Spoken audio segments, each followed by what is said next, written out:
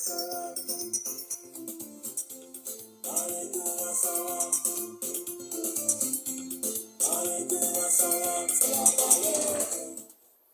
back. You listen to your program Good Morning Gambia on GRTS Radio, and this program is proudly sponsored by Supersonic Financial Services, Wave Transfer Gambia, and Una Forex Bureau.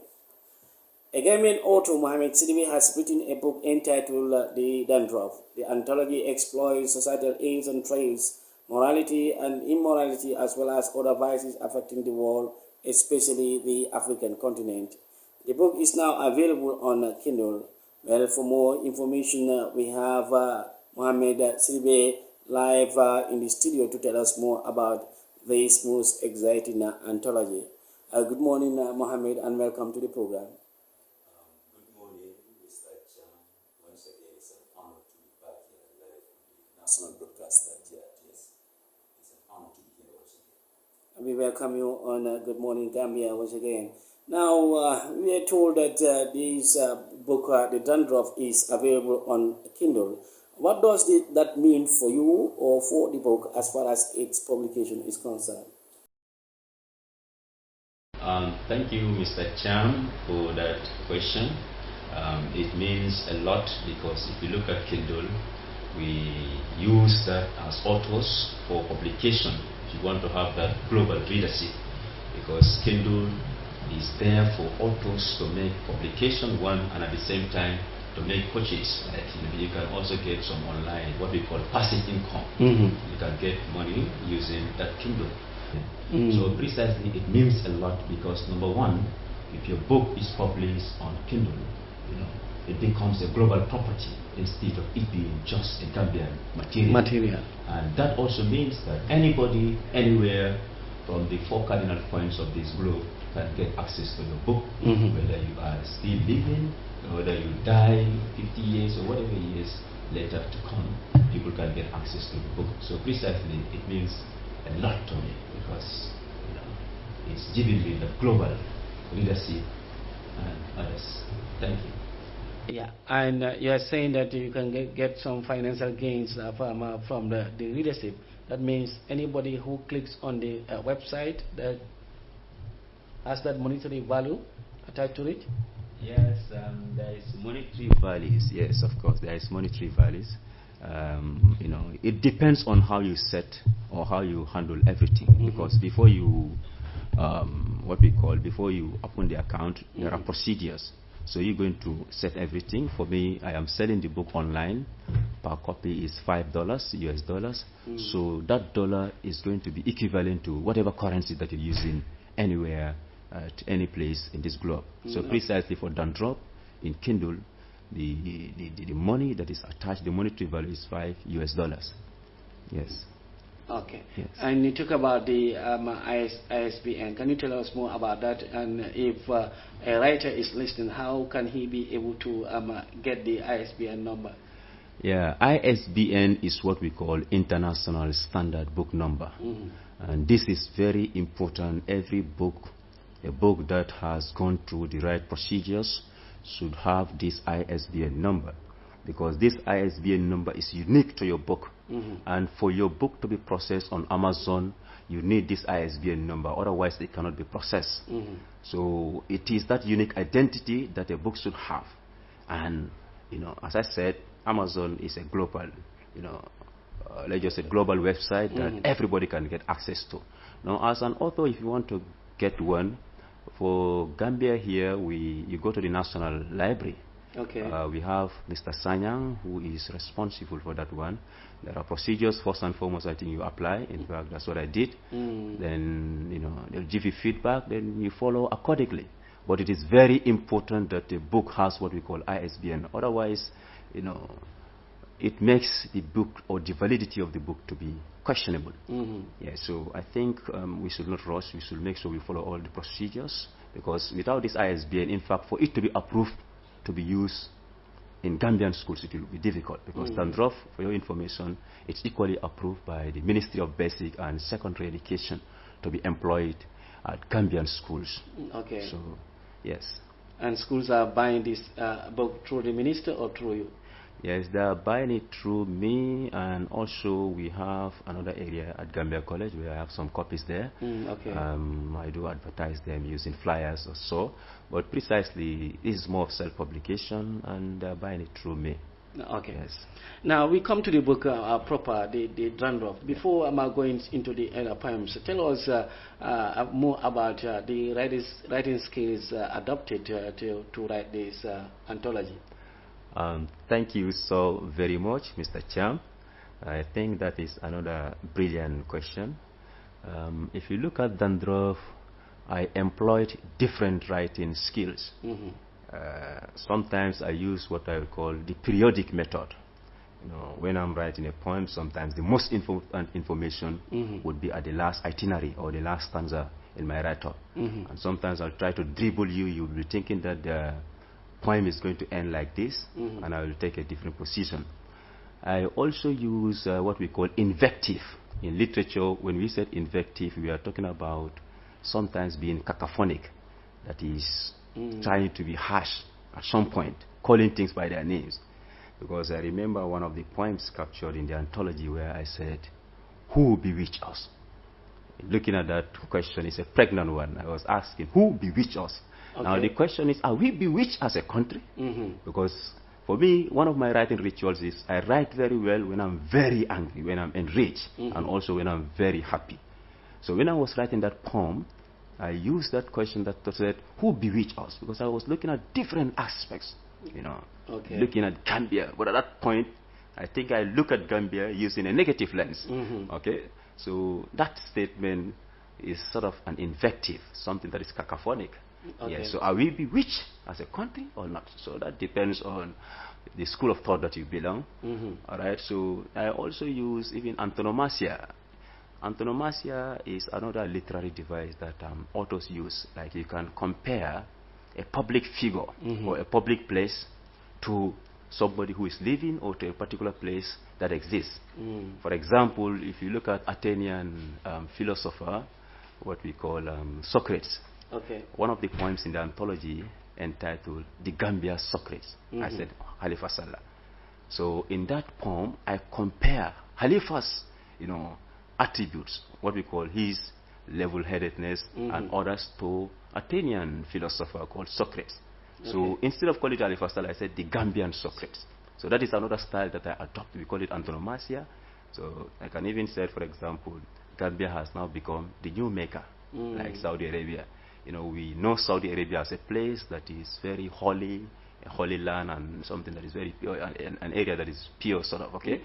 So I use that style also, you know, employed in the anthology.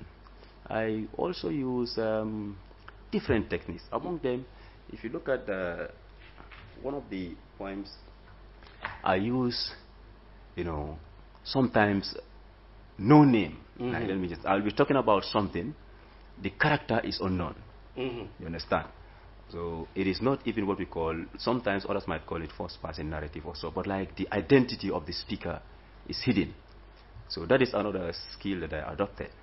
And some of these things, when I talk about them, they do not mean I am like above them. Some of these ills that I talk about in the book, you know, they directly affect me. I am, in fact, a victim.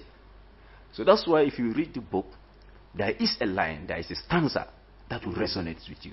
In fact, you'll see yourself as a character in one of the lines or in one of the stanzas, because there are different styles that are adopted in it. And even John Milton's style is also adopted, because I talk a lot about death also. You know, death as a natural phenomenon. I talk a lot about death. And there is even a poem that I even did what we call foreshadowing. Foreshadowing is also, you know, you forecast what you think is about to happen. Like I was talking about when I get old. You know, that is, I'm not old yet, I'm young. So I was just talking about the potential structure, that how I would be when I get old. Okay, that's all about reflection. We call it foreshadowing. So I adopted that style also. And this also reminds me of your poem, Reflection on to Discipline Yourself, where you talk about the cemetery. Yeah. That's right. As you are walking, you look at the cemetery adjacent, Yes. and your mind goes on to those people there. Fantastic. That's one of them. Because when I say reflect on to discipline yourself, for me, what I believe is if we can reflect, we can really ponder about things, looking at the world that surrounds us, the natural phenomena, and in fact, God's creation alone is sufficient for somebody to do the right thing. Mr. Cham, if you look at the heaven, the sky, the earth, the trees, nature itself is in order, like it's organized. Right now we are in a daytime. At some point the night will be at night time. You understand? This is arranged, rainy season, dry season. From that point of view, the moment you start reflecting on, you will start disciplining yourself that there is a bigger being that is responsible for all these, wonders of this world. So, that poem I was talking about, for one to reflect or to ponder, so as to discipline oneself. Because if you go to the cemetery, you stand there, you look at these people who are human beings like us. We're sitting down here talking, but at some point, all of them are now, fallen heroes and heroines, or they're all gone now. So you start reflecting, something will pop into your mind that, you need to do better. Thank you very much. There's Mohammed Sidwe, the author of the book entitled The Dandruff. Mohammed, you've just sent us a poem which we would like to listen to it, our listeners to also listen to it, if the poem is available there, so that we can just play that and have a listen to it, and you can tell us more about the poem. Let's take a listen to the poem, to this poem.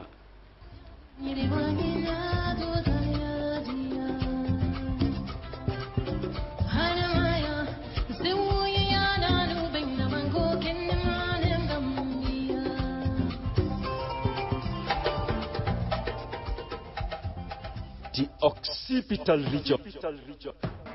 Whenever I remember the graduates, the graduation parade, the procession, the parchment, the trencher, the hood, the regalia, the stall, the gown, the academic transcript, the award, the conferred, the swords of awards, and those in absentia, the past becomes manifold.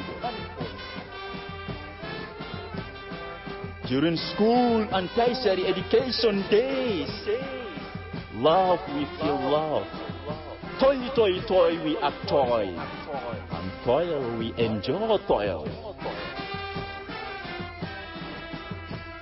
The vicissitudes of school and tertiary education, at least 3, 4, 6, 8 or 12 years of uninterrupted education, ambling, battling, cramming, drafting, airing, flipping, gripping, hiking, inking, jacking, kinking, limping, mimicking, nurturing, offering, pacifying, kiwing, resting, seating, tripping, uttering, voting, winning, zero-copying, yanking, zonking, and indeed such a painfully exciting trip. The wait is not over yet, lest we know it's not done yet. Far from what is to be done yet. Life after school. Life after tertiary education. What lies ahead by naked eyes invisible, but by mirror or camera clearly visible. The ears, the forehead, and the occipital region. The invisible to the personality. These remain faith unknown, unknown, unknown, and unknown. through experience to be known. Most parents hurdles life after school or tertiary education. The bribery of the bottom power is imminent. We should endeavor to stay clear from it as much as possible, and able to be at least one of the titans of our time notable. For learners, you ought to decode. And for hackers, you encrypt the code, so that memorials shall be jotted throughout your footsteps. The counters of life after school or tertiary education. I mean, life after school or tertiary education is so elastic. So be that literate mind, be that literary mind, be that lateral mind, to avoid becoming an individual less idealistic. Work hard to not be that academic premature and that academic caricature, because you would not like. That was the poet there. That's Mohammed Sidibe on his poem Life After School, or the Occipital Region. Mohammed, quickly, can you tell us more about this poem we've just heard? Thank you so very much, Mr. Chan. This poem is very important because it depicts life, what we call, it talks about graduation and life after school or tertiary education. If you look at the title itself, is a metaphor, because I compare the hidden challenges of life after school or tertiary education to an occipital region. Now, if you look at the word occipital, it comes from the word occiput, which means the back part of human head or skull. Okay. Now, I try to use that rich imagery, to compare, or it symbolizes that unpredictability about the future. Now, if you look at the poem, you see, the challenges that lie ahead. As a student, you are from a path, and you are heading to another path. Now, those challenges are not noticeable. We cannot see them. So I compare it to the back part of a human head, because you cannot see the back part of your head. Exactly. All right. So I call it the occipital region. For me, life after school is considered as an occipital region. It's just like somebody cannot see his or her ears. So the same thing, I was talking about the unforeseen challenges, those stumbling blocks that are very difficult to be explained. Yes, of course, granted, during graduation ceremonies, you hear good speakers talking about some of the challenges or the potential challenges that lie ahead. But the bottom line is, for you to know the real challenges, you have to face it. Certain things are faced, life after school. You'll only understand them when you face them. Nobody will tell you about those things. So the unpredictability about this, in fact, it's a lyrical poem. It has that musical connotation. Because in literature, we have different types of poems. We have what we call didactic poems. These are poems that preach about morality. We have what we call, elegy, poem of lamentation, as well as dirge. And this one is a lyrical poem. So you can see that musical connotation embedded in this literary piece. So precisely, it's talking about life after school or tertiary education, the challenges that lie ahead as a man, as a woman, and what should one do to, be equal to those challenges, because it's a very tough one. Looking at the societal pressure, when you are done from Gambian point of view, the society expects you to do something. Your family, they expect you to give back, to give them back something. And so as the nation expects you to do something, because some of our parents, unfortunately, especially those that are not maybe literary grounded or so, they will think that after grade 12 you should just get money, start giving it back to them, while you have to go through a lot of things. The certificate has to be good first. So all those things are captured here. So there is that what we call national pressure, that societal pressure, that parental pressure, all those things expected, yeah. Now quickly, under 1 minute, can you tell us that the messages that the entire book, The Dandruff, is trying to send to the general public? It's all about morality. All these problems here and there is all boils down to morality. If we are morally strong and we are ready to implement, most of us, we say this and we don't act it out. What the psychologists will call psychotic dissonance. You say this and you're acting differently. So this is the problem, and it's all because that one involves everything, whether honesty, corruption, every societal ill that we are talking about. It's all about morality. Exactly. Yeah. So if you are morally grounded, you know that first and foremost, even to go to your workplace late, you know that I'm cheating. Okay, it's not fair, and the list goes on. So you either, willingly accept the job and try to do your best to make sure you are, you perform accordingly. Yeah. So if morality is lacking, it will be very difficult. Everything lacks. Yeah, everything lacks. We thank you very much for your time on Good Morning Gambia. That is the author of the book entitled The Dandruff, Mohammed Sidibe, live with us here at our Mile 7 studios in Banjul. We thank you very much, Mohammed, for your time on Good Morning Gambia. It's an honor to be here, and I want to thank you so much for the invitation. And I'm proud to be here, new studio. So it's an honor to be here. Thank you so much, Mr. Chair.